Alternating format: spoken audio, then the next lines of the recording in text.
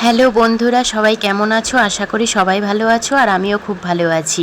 এই ভিডিওটা হচ্ছে গতকালের ভিডিও, আমি আজকে তোমাদের সাথে শেয়ার করলাম। তো এটা হচ্ছে ছোট্ট একটা মিনি ব্লগ, জন্মদিনের ব্লগ, সেটা তোমরা বুঝতেই পারছো। এবার তোমাদের মনে হয়তো প্রশ্ন আসতে পারে, এত জন্মদিনের ব্লগ তোমরা পাচ্ছ, অ্যাকচুয়ালি কি জানো তো, এই মাসটা হচ্ছে আমাদের পরপর জন্মদিন পড়েছে।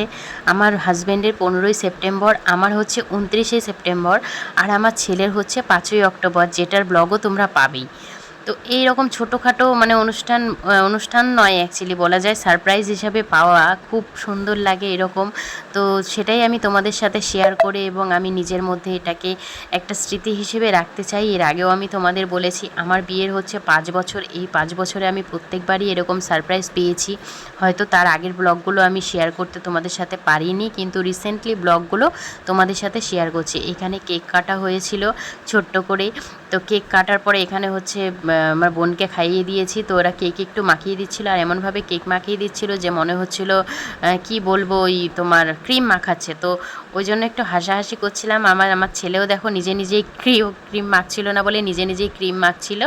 তো যাই হোক, আমার এই ছোট্ট সারপ্রাইজটি আমার দারুণ লাগলো। তোমাদের কেমন লাগলো কমেন্ট করে জানিও। সবশেষে আমরা চলে গেছিলাম রাত্রে একটু ডিনার করতে। আর ডিনার মানেই হচ্ছে বিরিয়ানি খেতে গেছিলাম। আমরা গেছিলাম অ্যাকচুয়ালি পেটুক মহারাজে।